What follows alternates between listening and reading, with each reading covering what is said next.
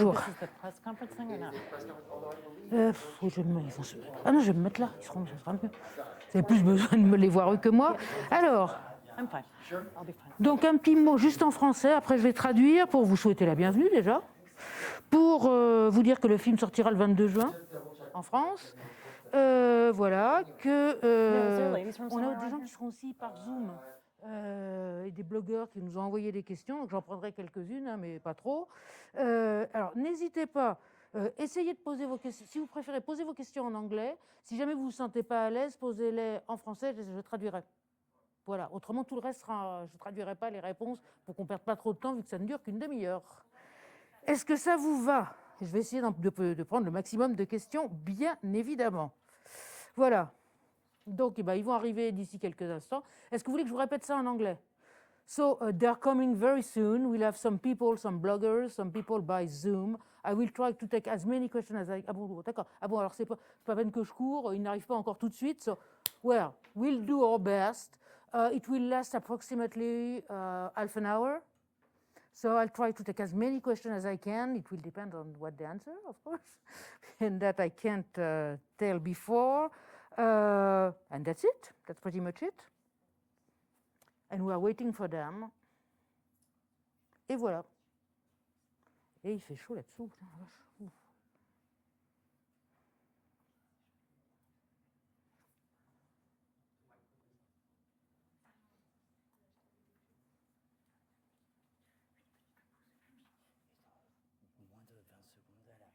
Ah d'accord. They'll be there in 20 seconds. You can count them. Yeah. Let's make a countdown like in space. Oh yes, and also you will have an audio link at the end of the press conference. On va vous envoyer un lien audio à la fin de la conférence de presse. Voilà. Tu vas mettre les invités de la conférence? Pardon? Je vais accueillir les invités de la conférence. Ah oui? Tu pourras leur refaire un petit message. D'accord, très bien. Ah très bien, ah, oui, d'accord. Quand ils arrivent. Ou... Et ben voilà, ils vont arriver très très prochainement. Donc on va avoir évidemment Angus MacLane qui est le réalisateur et Galyn Susman qui est la productrice de Buzz Lightyear, Buzz Lightyear en français, en anglais, qui sort le 22 juin en France. Ça vous va les amis? Ou vous voulez plus? On va attendre qu'ils arrivent et après je vais les présenter quand ils arrivent. Ah, here they are. They're coming.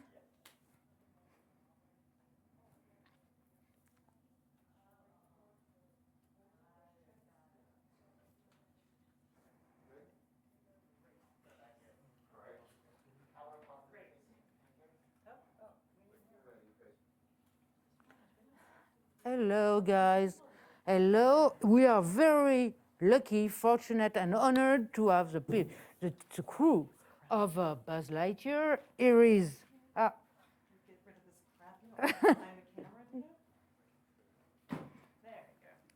here is Galen Sussman, who is the producer of the film. And very soon, very soon, we will have the director. Right there. He's coming. I know it. He's on his way. He's on his way. He's going to be launched very chatting. soon. He's yeah, I see him because he's very tall and he's a great director and he's tall also. Yep. And Angus MacLane. Oh, yeah. Yay. Hello. Hi, how's it going? Well, we don't have a lot of time, so All I'm right, going great. to Let's start. get right down to Allez, it. up, All right, up. good. Let's go. All right. So, guys, what did you want to explore with Lightyear? Oh, I just wanted to make a fun movie that was like the kind of movie that I liked watching, which was an action movie or a sci-fi movie or A thriller. a thriller. And so I wondered, why don't we just make that kind of movie at Pixar? And I was like, how can we do that? Well, I've always wanted to do the Buzz Lightyear story, like where did he come from? And that would be a great vehicle to do that kind of movie. And so it killed two birds with one stone, or It's a terrible expression. well, we're yes, it supposed to did. say, you fed two birds with one scone, as you're Yeah, saying there now. you go. Fed two Yeah, birds with I one just stone. flipped it. That's good. Yeah. But yeah, so we fed those birds, and 5.5 years later, Lightyear. Here we So are. Question. Hi. Hi. Hi. The movie was great. thank you. Thank you. Fantastic. Thank I you. have a two-part question. First question is, what's your inspiration from one of the best characters in the movie, Socks? And second, while you were developing the whole story, did you think about getting some informations or some pieces from the animated show Buzz Lightyear of Star Command? Yeah, great. Thank you. So the first question, where did Socks come from? We needed to have a side character or a cute thing in the movie that would be Buzz's loyal companion, someone that Buzz would be friendly to and would never be mean to. And then that cute thing would have an allegiance to Buzz, and they would have a nice relationship and give Buzz someone to talk to. The physicality of the cat was based around animation that I enjoyed to do as an animator, which was really limited animation for comedic effect. So, for example, Buzz Lightyear is that way in Toy Story. Wall-E is that way. The Ken doll in Toy Story 3 is that way. Bernie is that way. I just found that as an animator, I really enjoyed doing simple motion because A, it's super easier, yeah, and two, it's funny. And so we originally thought of it maybe being like a helper monkey that he would talk to, because of the nature of like monkeys in space and all that. But that wasn't going to be as much fun to animate. It would be harder to animate. And I thought that a cat on a keyboard is funny, or a cat, driving a car or whatever. So that's where that came from. Now, at the same time, I always felt there were a ton of animatronics going on when I was a kid. Like you'd have pizza restaurants that would have like these like animatronic animals. And I thought, like, I don't think anyone talks about this, but does any of it ever fool a kid that that's actually a really an animal? No, I don't think so. I think we all just accept it, that we're like this collective, like, hold our hands going, yeah, it's just a robot with a weird animal skin on it. So I thought that's funny. So that's where Sock kind of came from, and a little bit of Muppet kind of feeling. And now, as far as Buzz Lightyear Star Command, that came out when we were after we'd done Toy Story 2. And so I was not young enough to appreciate that as like a kid. And so it always felt tonally like it wasn't, it didn't really speak to me as like what I thought Buzz was like. Now, I appreciate people love that show and let it be its own thing, and it's not trying to negate that show. But other than, the only connection I had to that show was that I did board and direct the intro to that show, the Pixar part of it. But I didn't really connect with that show as far as what I thought the world would be like. So. I've got a question from La Provence. Great. The movie is not nostalgic at all. It talks about a lot of contemporary theming. Can you address that? Was it something you were conscious about? Well, there's always a cutoff for when you make a movie that's supposed to be set a while ago. Like I wanted to have the feeling, it's more the feeling of seeing a movie from a sci-fi movie of 1977 to 87, but I would like to have a more modern sensibility about the casting diversity and just the social attitudes. There's no value in repeating the antiquated notions of things. But we also wanted to celebrate the visuals Yeah. of the earlier films. But not celebrate the matte lines. Like, it was always a kind of Right. like, well, this, but that, So it certainly, for some viewers that can't handle the paradox of that, this may not be your movie, but yeah, it has. It's an Andy. In maybe in Andy's world, they were more progressive and the effects were better. That's the way I think about it. Yeah. Okay. Question? Yes. Hi. Could you talk about your collaboration with Michael Giacchino on the soundtrack? Sure. Michael Giacchino and I have worked together for many years. We've been friends since One Man Band was when I met Michael. That was 2005. That was actually the first year I came to Annecy. And Michael and I became closer friends because we ended up like running into each other at like a Lego convention. And so then we started hanging out at Lego conventions because it would be in Seattle. So yeah, and we're friends, and we both are influenced by the movies of our youth, and a lot of those are the same movies. And so when this project started, and I kind of pitched him what it was, he's like, okay, I totally got it. And so a lot of it was, years ago, he'd just be like, okay, I have an idea, and he'd send me just like a sketch of something. And so we'd go back and forth and go, well, maybe a little bit more this or a little bit that. And we had these ideas about what the movie should sound like. At the same time, as a collaborator, it's not quite it's a little unusual, but I also trust him as like a show him the movie, get his reaction as we're making the movie, as like as another filmmaker, because he's a great filmmaker. So he and I have a creative relationship where I'm not giving him very much good feedback on the music, but he's giving me great feedback on the movie. So it's a little bit one-sided. So anyway, I'm just not a great musician, and so that relationship was really neat because it was more of a let's make something that celebrates the movies of our youth. It's nostalgic in a way, but not in a copying it. It's more like the feeling of that. Yeah, I wanted the feeling of Star Wars in the sense, the feeling of we're going on a thing, and at the end of the thing, it spits you out, and you're like, yay, that was awesome. Let's go watch it again. Like that's the feeling I wanted out of the movie. It wasn't like, and then this is very obviously the X-wing. You know, it's not that kind of thing. So that was just our approach to the music too, and the music ended up being something that's very Michael, but very much this movie. Galyn, I've got a question from Cell Obscure who wants to know how much freedom did you have with the Buzz Lightyear, character? Did you have very, very specific lines on what you were able to do, or was it, open bar?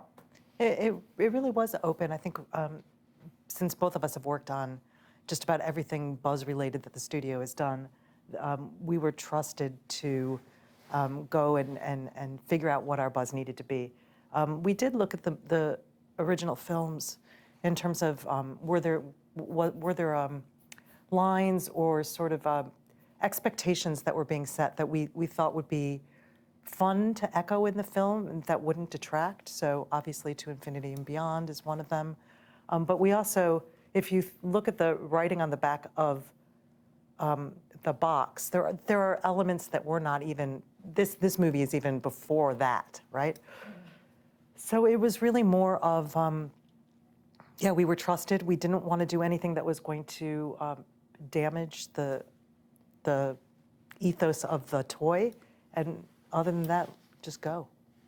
And we came up with what we liked. Yes, hi. How early during the story development stage did you come up with the time relativity aspect of the story? And how difficult it was to deal with losing characters and to expose new characters in the middle of the movie?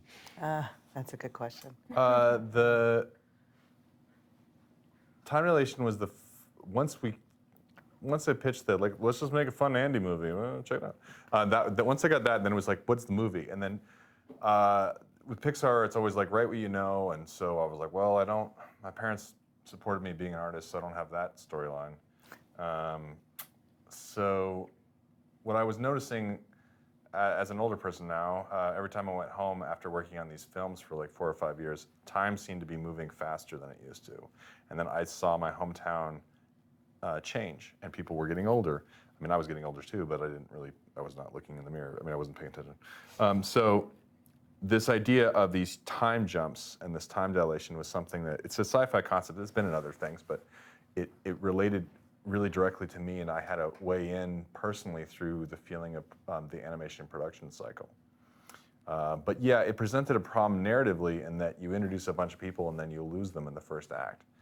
And we had a problem for a long time because you met Izzy in the second act and you were like, this is a lot late in the movie to meet like a major change character. And we had Izzy before we had Alicia, story development wise. And Alicia had been a number of things. Alicia had been at one time a girlfriend, and that didn't work at all. But they were both traveling through time and they were kind of coming and going and like passing ships. It was just awkward to have Buzz in a romantic relationship. It just was.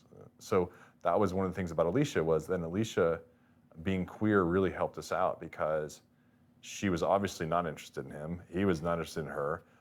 That made their relationship very familial. And then when we met, and then the other thing that changed was having Alicia be related to Izzy and showing Izzy in Act 1 as a kid helped us align we met her earlier, so she had some emotional weight, and then we didn't have to start from scratch, like, who are you, what's the context? So story development wise, it was very circuitous, but it's very much like, of course, let's have them be related. And so that was, and we have some emotional weight, like, oh, here's the second chance to be this thing. And in the beginning, it was he was the student, and now he becomes the mentor.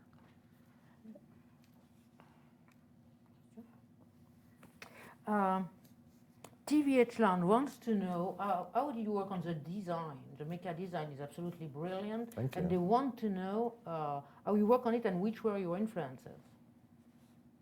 How do we work on the design? Well, the design of it is just a collection of just stuff that I think is cool. And it's I mean, like, it's just like, well, what do I want to see? It's very much, the design language is like, it's called cassette futurism. It's not a term that I invented, but it's influenced by the sci-fi of 1977 to 1987 and consumer electronics of that era. So, or if you look at concept cars from like 1979, there's some really cool concept cars, or in some of that even filtered into toy design, like Speak and Spell. If you look at a Speak and Spell, it actually has a lot of that 70s clean line aesthetic. I think for me, the kind of tangible world of that chunky design of buttons and levers, and it helps tell the audience that the world is real, because touching objects in CG, of course, is time-consuming, and I wanted the world to feel dangerous and exciting, but immersive. And what it takes the design language of that model-making era of sci-fi, and combines on it like a very healthy dose of Japanese anime influence and toy design influence.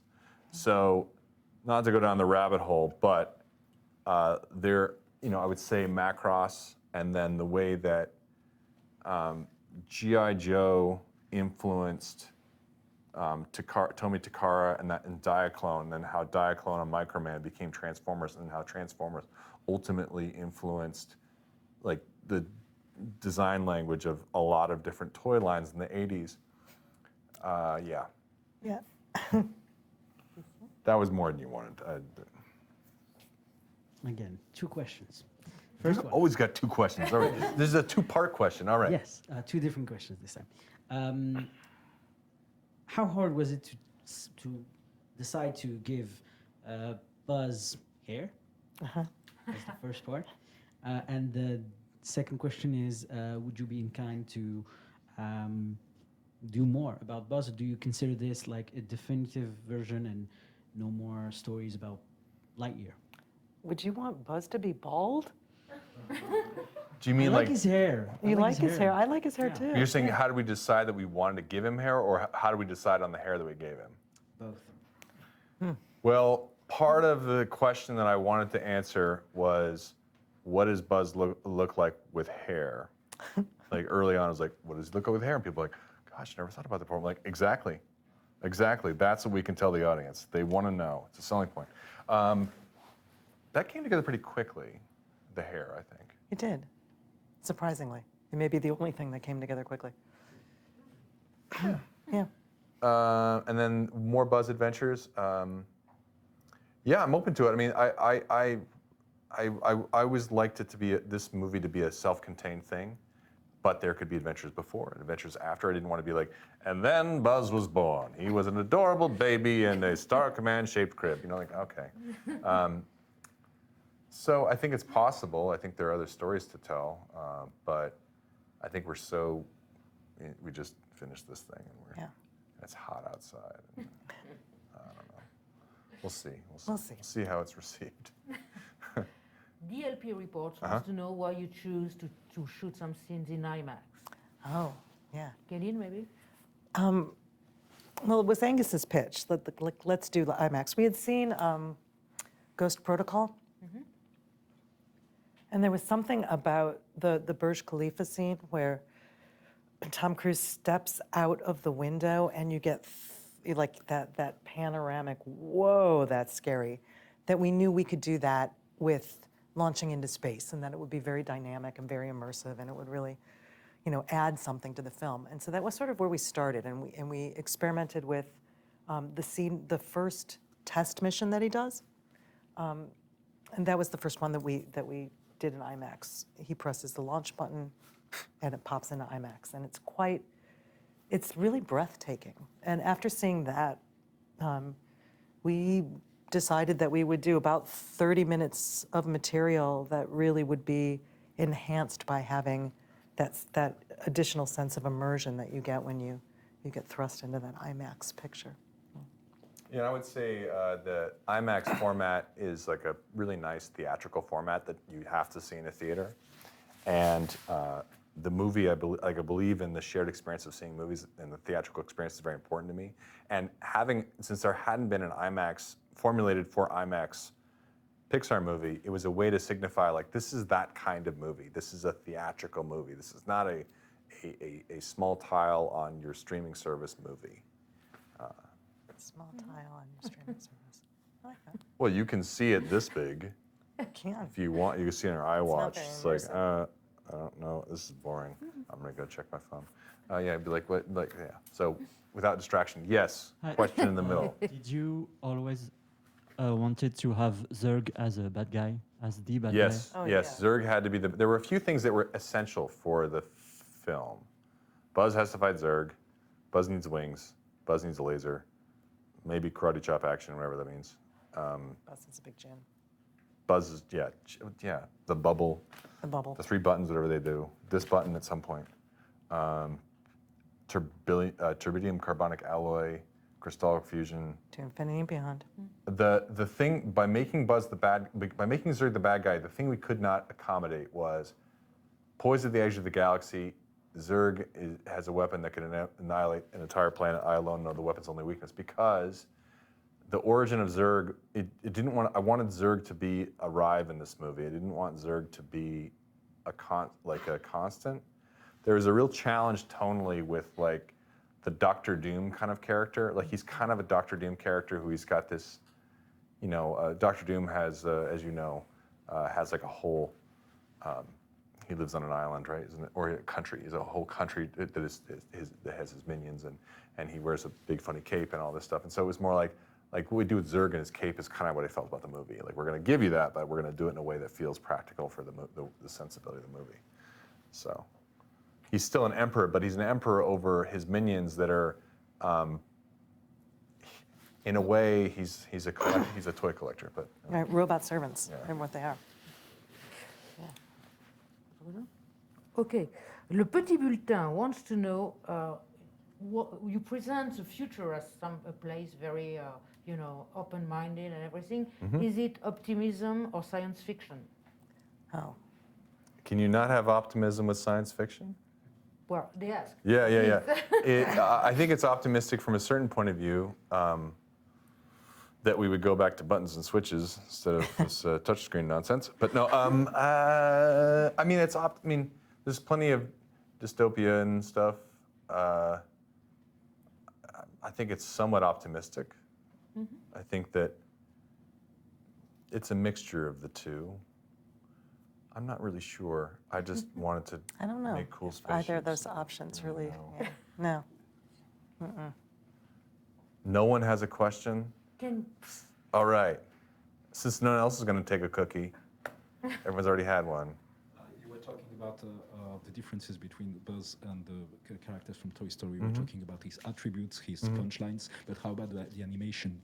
Did you actually, in some ways, because I don't remember you actually, reproduce some kind of signature movements from the characters from Toy Story? Well, yeah, the character from Toy Story is only 13 inches tall. So his movements are very sharp and crisp. And Where he has you no you weight. have a little bit of, he'll do his. There's a few shots that homage Toy Story shots. There's that one. There's which is. The little steps when he shoots. Yeah, I don't think that's in the movie. That Doug Sweetland animated that shot in Toy Story, and he also did the in Toy Story, but then Lance Veidt, who animated that in this, like, he did the research so that particular martial art that's all accurate within the movie. It's like he found some martial art and then did that move that's a real thing. And then they found on Reddit, like someone's like, I totally recognize this. And they totally nerded out. And then when it came time to animate the other part, when he's putting the suit on, that animator like got the same martial art. They did all the research for that. So it's all consistent. Because they were like, we don't want to just make up some, like, it's got to be some, I got to remember, I got to find the name of that. But it's intended to be like an accurate. I thought it was Krav Maga. I don't think it is. It isn't? No, Okay. I don't think so. Got it. I think that was, that's Mission Impossible 3, he's Krav Maga. Oh, okay. But maybe not. I mean, I know that is, but maybe in addition to. I'll have to talk to Lance. Anyway, he's a great animator. Lance did that shot of the falling out of the ship. Amazing shot. And then the shot of him like hitting the ship on the outside and crawling to the, and putting in the thing. And he did the shot of Alicia and Buzz fighting the bugs at the beginning, like that oneer. So yeah, the animation for the movie I'm really proud of the work that they did because it does not draw attention to itself. The acting is not cartoon acting. It's very true. It's very, forgive the term, live action acting in the sense that it does not depend on gestures or tricks or there's no neck rubs. It's very much like a mature kind of animation that is, like the. I know. There's something like that in the movie. And I think that was Eat really, that. it was like, it was just a sensibility. You can't have a suit that's so well shaded and articulated like that and then have like, it's just, that stuff just exhausts me. Because all those things do is they tell you that not to worry about the movie. And that's fine when the stakes are where they are, but where they are for this film, we need to worry about the character. And if he is needlessly gesticulating, then you're like, all right. And I think that as an animator, it's hard to, depends on the project. These models support that. Not all models would support that. So it's not that you can't do that kind of showy animation, but it was really important for this film to work on the shots and the sequences rather than here's this showy shot that is drawing attention to itself. Well, you were mentioning the gesture. Can you tell us a little about the voice of Buzz Lightyear? Yeah, so. You change actors. Yeah. It was clear that the tone of the movie needed to be different than Toy Story. And we didn't want it to be the Buzz Lightyear toy because he is a side character who is not that smart, but is very driven and kind of, it's a bit of a one note. Yeah, it's a one-note character. I think it would be hard to stretch that into a feature. So we wanted the spirit of that, but give him an emotional backstory. And I really wanted to have I wanted it to be like an action movie. Like I need to have like an action star. And that's where Chris Evans felt like he had the right level of gravitas to his voice and he could do comedy. So I think he was our first choice and we went to him and he was excited about it. And so that worked out. We had to find somebody else. But the vulnerability of the character, like what we wanted, because I was not interested in telling like another white savior movie, basically. And I wanted it to start like start that way and feel like he has all the answers and then the reality of the situation is that his hubris causes all the challenges. And that as time goes on, he doubles down on his ignorance because it's so embarrassing for him to not believe that he isn't the person he thinks he is or thinks he should be. So I just thought that was a more interesting story to tell about the realities of how stuff is actually done, which is a group of talented people working together, listening to each other instead of a guy going, I got this, like, all right. And I think that's hard for some people, but that's what we wanted to tell.